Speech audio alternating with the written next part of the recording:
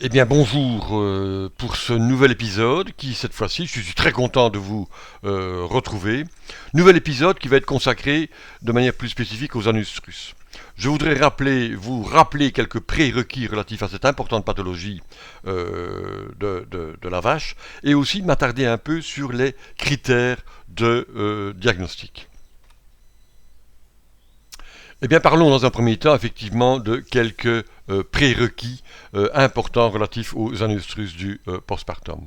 Il faut savoir, je dirais, distinguer l'anus russe qui, par définition, consiste en l'absence de manifestation œstrale, et le distinguer un peu, c'est un autre mot, un autre entre guillemets synonyme, parce que l'anovulation. L'anovulation, on entend par anovulation, on entend l'absence de croissance folliculaire aboutissant à une ovulation, ovulation qui est bien sûr la première étape indispensable à l'obtention d'une fécondation. On l'aura compris, ces deux termes, anus russe, anovulation, sont relativement, je dirais, interchangeables. Une absence d'ovulation n'implique pas nécessairement de l'anus russe et inversement. Un autre prérequis important qu'il faut garder, je dirais, en esprit, c'est que cet anus russe en ovulation concerne un nombre relativement conséquent d'animaux, puisqu'on estime que 20% des vaches ne présentent pas un anus russe au cours des 50 premiers jours suivant le vélage. Un autre élément, je dirais, important, sur lequel je voudrais attirer votre attention, c'est que pratiquement 2 tiers des vaches qui témoignent d'un anus russe ou d'une anovulation ont présenté l'une ou l'autre pathologie du postpartum et parfois plusieurs, ce qui aggrave effectivement la situation d'anus russe. Et par pathologie, on entendra essentiellement les rétentions placentaires, les infections utérines, les cétoses, les déplacements de caillettes, ou encore effectivement un problème de plus en plus grave, effectivement le problème des boiteries. On le sait, un bilan, une balance énergétique négative, qui se traduit par une augmentation du bêta-hydroxybutyrate ou des acides gras non estérifiés, contribue, et c'est classiquement décrit, à réduire effectivement la synthèse et la libération de la LH hypophysaire. Et on sait le rôle majeur que cette LH joue, surtout sur la croissance finale du follicule lorsqu'il a atteint un diamètre supérieur à 10 mm.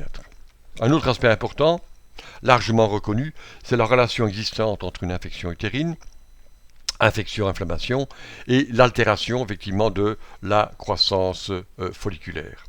Je ne puis que vous conseiller, pour établir un diagnostic précis effectivement du type d'anus russe auquel vous êtes confronté, de recourir davantage à l'échographie qu'à la palpation manuelle. Le dosage de la progestérone, oui, bien entendu, qu'il soit individuel ou en ligne, implique effectivement sur le plan pratique des conditions tout à fait différentes. Et bien entendu que l'observation de l'œstrus reste un critère, je dirais, important.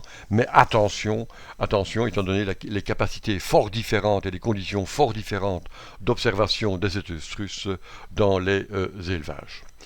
Passons maintenant aux critères effectivement de diagnostic. Première chose, à mon avis, est-ce que l'animal examiné se trouve au cours des 15 à 30 premiers jours du postpartum, entre le 15e ou 30e et le 50e jour, ou au-delà du 50e jour. La limite du 50e jour postpartum est une limite bien entendu arbitraire. On estime en effet que la période d'attente, l'intervalle entre le vélage et la première insémination, sera comprise entre 50, 60, voire même 80 jours du postpartum. Donc, où en suis-je avec ma vache, effectivement, lorsque j'en fais effectivement l'examen? Un premier type effectivement d'anus russe, c'est ce qu'on appelle l'anus russe physiologique. Et donc cet anus russe physiologique va le plus souvent être observé au cours des 15 à 30 premiers jours du postpartum. Il est physiologique, c'est tout à fait normal effectivement qu'il y ait une phase de récupération, d'où le qualificatif peut être arbitrairement choisi de physiologique. En tout état de cause, lorsque j'examine effectivement cet animal et que j'en palpe les ovaires, je ne vais pas constater la présence de follicules de diamètre supérieur à 10 mm. Je n'y verrai non plus pas de corps jaune. Et donc j'aurai affaire à une situation où j'aurai des ovaires lisses ou des ovaires granuleux. Par ovaire lisse, j'entends, en voici une pièce, je dirais, anatomique.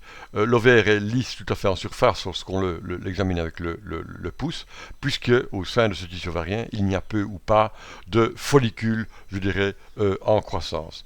Et ça me permet effectivement de le distinguer de follicules granuleux, où là, en surface de l'ovaire, j'ai déjà un certain degré de croissance folliculaire, hein, ainsi qu'en témoignent ces petits follicules que l'on voit par transparence. Et cette situation va se retrouver un peu plus tard, au cours de la période qui s'étale entre le 30e, 15-30e jour et le 50e jour du postpartum. Et là, on parle effectivement d'un utérus fonctionnel de type 1. Fonctionnel parce que la fonction ovarienne n'est pas en train de se relancer. Et donc, on ne va pas avoir de follicules non plus ici, de follicules supérieurs à 10 mm, on n'aura pas de corps jaune, et là aussi on va continuer à palper des ovaires lisses ou des ovaires granuleux, mais le stade du postpartum n'est pas tout à fait le même. Si je fais un examen échographique de ces ovaires, je vais retrouver effectivement des follicules cavitaires, ainsi qu'en témoignent ces zones, je dirais, anéchogènes, mais leur diamètre, bien sûr, est inférieur à 10 mm. Dans l'anusrus fonctionnel de type 2, là, on peut observer, toujours entre le 30e et le 50e jour du postpartum, on va pouvoir observer des follicules de diamètre supérieur à 10 mm, mais il n'y a toujours pas de corps jaune, donc il n'y a pas eu effectivement d'ovulation. Il n'y a pas eu d'ovulation, et là, on va voir effectivement des follicules de diamètre plus grand, supérieur à 10 mm, qui coexistent avec, bien sûr, des follicules de diamètre inférieur. Par anusrus de détection, c'est une autre situation. On est toujours entre le 30e et le 50e jour du postpartum. Là, dans ces situations-là, on peut palper un corps jaune. Et classiquement, effectivement, la palpation d'un corps jaune implique la venue en anusrus de l'animal, mais cet anusrus peut ne pas avoir été détecté. Et donc là, on peut évoquer effectivement un problème d'éleveur, de capacité, de temps, de moyens mis en œuvre pour détecter cet anusrus. Et donc, on va par échographie, palper effectivement ou visualiser ainsi ici sur l'image échographique une zone isoéchogène qui témoigne effectivement d'un corps jaune.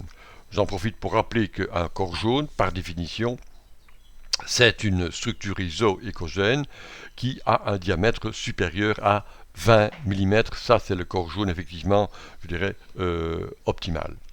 À côté de cela, il est possible effectivement qu'on palpe un corps jaune lors d'un examen réalisé entre le 30e et le 50e jour, un corps jaune, mais le strus vous dit non, je n'ai rien vu.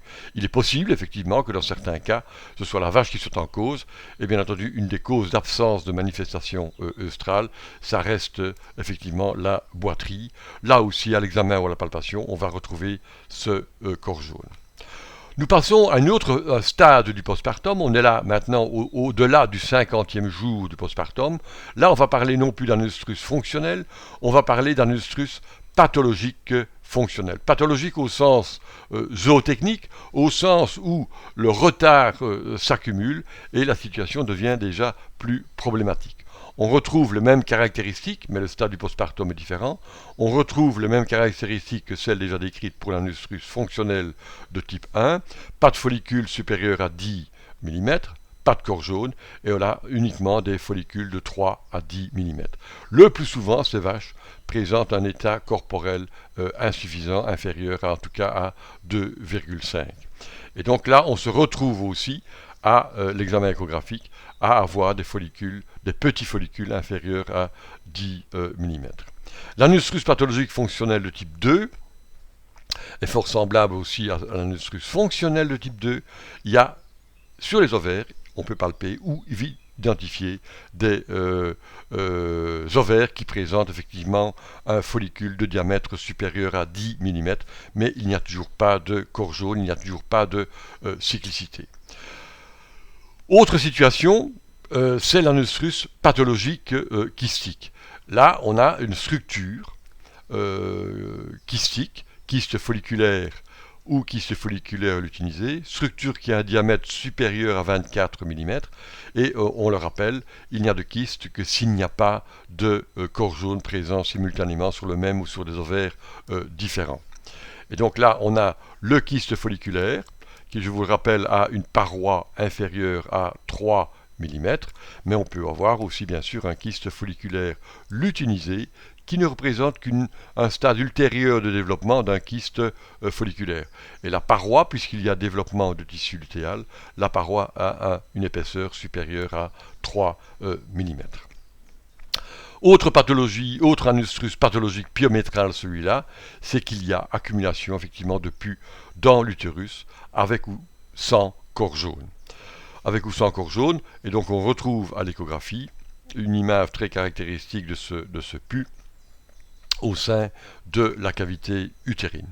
Bien entendu qu'on va pouvoir aussi retrouver un anustrus de détection ou un anustrus de manifestation, suivant que c'est l'éleveur qui n'a pas vu l'élevage, ou qui n'a pas vu l'animal en chaleur, ou que c'est la vache qui n'a pas su le manifester.